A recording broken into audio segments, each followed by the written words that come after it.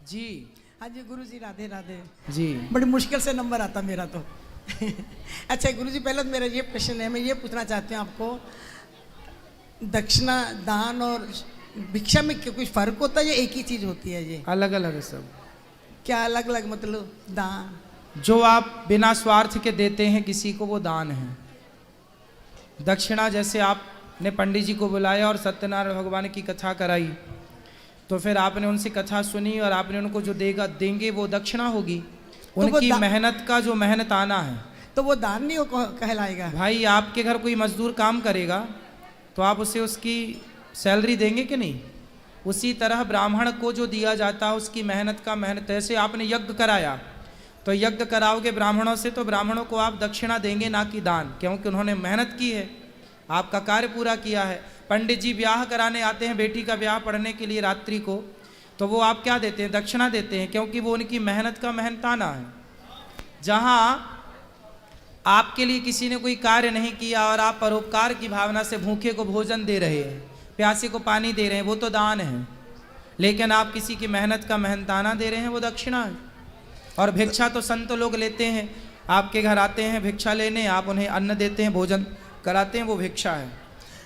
तो ये जो दक्षिणा होती है तो इसका पुण्य नहीं कोई मिलता है इनका? भाई दक्षिणा का मैया पुण्य तो मिलेगा। आपने जो यज्ञ, जो जैसे सत्यनारायण भगवान की कथा कराई, तो जो कथा कराई वो कथा का पुण्य मिलेगा। वो कथा तब पूरी होगी जब दक्षिणा, क्योंकि यज्ञ की पत्नी दक्षिणा है। तो यज्ञ कोई भी तभी सफल होता है जब दक्षिणा होती है। अच्छा, तो वो दक्षिणा यज्ञ का ही एक अंग है। मेरा दूसरा छोटा सा एक प्रश्न हो रहा है गुरु जी। मैं बचपन से जैसे ये अपनी आरती सब जगह गाई देते ओम जय जगदीश हरे, तो हम बोलते हैं ना तन मन। तो गुरु जी जब धन आता, मैं छोटी होती से ना, मतलब आज तक मैंने कभी धन नहीं कहा, मैं बोलती हूँ तन मन सब तेरा तेरा तुझको अर्पण। वो धन मैं इसलिए नहीं बोलती कि अगर मैं धन दे देती हूँ सब कुछ है, कहीं ऐसा ना हो कि जैसे उसने राजा हरिश्चंद्र ने सब कुछ दान दे दिया तो और फिर उसको बड़ी कष्ट उठाने पड़े, कल किसी को कुछ दक्षिणा देनी पड़े तो कैसे दें हम? तो ये धन में अभी तक नहीं मैं बोल पाई, ये गलत है या मेरी प्रोनाउंसिएशन क्या होना नहीं चाहिए? मैया वैसे भी सब धन भगवान का ही है। पर ठीक है, पर अपने मैं आपने ये मान रखा है कि ये मेरा है। क्यों मान रखा है आपने? नहीं मैंने मान नहीं रखा, मेरे को इसलिए लगता है कि अगर भी मेरे को जैसे राजा सब भगवान का है। नाथ सकल संपदा तुम्हारी, तो जो है वही सही है कि तन मन धन सब तेरा, वही सही है। धन बचा के क्या करना, सब है तो उन्हीं का, तो उन्हीं की सेवा में जाने दो। भगवान ने दिया है किसी अच्छे कार्य के लिए, उसको अच्छे कार्य से जोड़ते रहो, बाकी सब उन्हीं का है। अच्छा गुरुजी, मैंने दो लाइनें अगर थोड़ा है टाइम बोल दूं? दो टाइम बस दो लाइनें बोलना है पंजाबी में। गुरुजी समझोगे मेरी पंजाबी? मिट्टी दा तू मिट्टी होना, कादी बल्ले बल्ले, अज मिट्टी दे उत्ते बंदिया, कल मिट्टी दे थल्ले ओ बंदिया मिट्टी दिया। गुरु जी मेरी समझ आई भाषा? ओ बंदिया मिट्टी दिया तू मिठड़ा मिठड़ा बोल के जाना एक दिन मौला कोल, ते पूरा नाप ते पूरा तोल, ओ बंदिया मिट्टी दिया। किसी जात नहीं पुछनी तेरी, ऐमें तू करदा मेरी मेरी, मंजा चुक दिया नहीं लानी देरी, ओ तू है मिट्टी दी टेरी, ओ बंदिया मिट्टी दिया, ओ बंदिया मिट्टी दिया, ओ बंदिया मिट्टी दिया।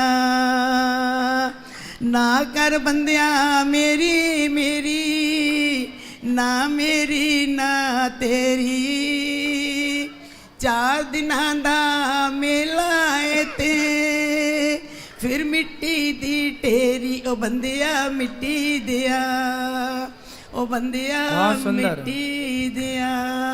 खुश रहिए, बहुत बढ़िया। अच्छा गुरु जी इसका प्रश्न है, बात कराइए। हाँ बेटा आप ही बात करें। गुरु जी ये 15 साल की थी जब लड़की इसकी शादी होगी, ये शी इज फ्रॉम यूपी। बात कराइए बात कराइए। बात करो। हाँ गुरु जी राधे राधे। बोलो। मेरी शादी हो गई थी जल्दी, 15 साल में 20 साल। पति कहाँ है? गांव में। तो जल्दी शादी हो गई तो हो ही गई, अब क्या करना है ये बताओ। बात नहीं मानते हैं मेरे पति। आपकी? आप उनकी मानती हो? नहीं गुरुजी ऐसा नहीं, इसके पति शराब बहुत पीते हैं गुरुजी। बात कराओ नहीं। हाँ लो बेटे बता रहा हूँ। तो आप मानती हो पति की बात? मानती हूँ। और पति लाए हो? पति को लाते तो हम समझाते कहाँ हैं? वो बात ही नहीं बता रहा। नहीं गुरुजी वो इससे बात नहीं करते, टेलीफोन पे नहीं बात करते। 1 साल हो गया इसको भी हमारे पास आए, लेकिन इसकी बेटी 2 साल की है, वो इसकी दादी पाल रही है। ना तो बच्ची से बात करवाते हैं, ना कोई भी इससे बात नहीं करता। ये उसको ले आना बेटा, कभी हम समझाएंगे। तो ठीक है? इसको गुरुजी आशीर्वाद दो। कहती मैं वही कितनी जाना उम्र है चाहती आपके है। पति की? मैं ये बात कर रहा हूँ, कितनी उम्र है आपके पति की?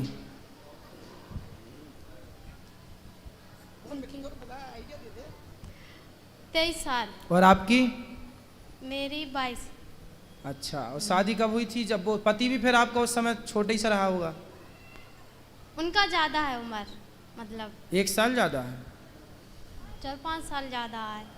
चलो, कन्फर्म नहीं कर पाए अभी इतने दिन में कितना बड़ा है। सुनो, अब पति को लेके आना हमारे पास, हम समझाएंगे। ठीक है। ठीक है? शराब वराब पीता है, कुसंग में है, सत्संग से जुड़ जाएगा तो ठीक हो जाएगा। ठीक है। व्यक्ति बुरा नहीं होता, उसकी बुराइयां बुरी होती हैं। यदि सुधर जाए तो सत्संग से तो ठीक हो जाएगा। गुरुजी एक छोटा सा और प्रश्न है मेरा। कहते 84 के बाद जो इंसान चला जाता है उसको स्वर्गलोक गोलोक में नहीं जाना पड़ता, सीधा उसका मोक्ष है। और उसको 84 मोक्ष वाले ही तो स्वर्ग बैकुंठ जाता है मैया। बैकुंठ और साकेत नहीं और मेरा तो गोलोक। उनका परिवार वालों को भी कुछ करना नहीं होता। कहते वो 84 में जो चला जाता है उसका सीधा बैकुंठ है। उसके 100 जितने में भी जाए तो भी परिवार वालों का अपना जो कर्म है वो नियुक्त है, वो करना ही पड़ता है और करना ही चाहिए। कहते उसको तो सीधा ही मोक्ष है। कौन वो बोलता है? वो लड़का यहाँ पे एक काम करता है। तो जो हमारा कर्म है वो हमें करना ही चाहिए। ठीक है? तो उसका फिर जो उसके लिए पाप की भी किए होते वो भी माफ है सब? माफ आप कुछ नहीं है, सब भोगना पड़ेगा। लंबी आयु भोग के गए तो क्या वहाँ स्वर्ग मिल जाएगा? कर्म देखा जाएगा, वहाँ क्या करके आए हो पुण्य, क्या करके आए हो पाप, उसके अकॉर्डिंग काम होगा। अच्छा गुरुजी राधे राधे। खुश रहिए।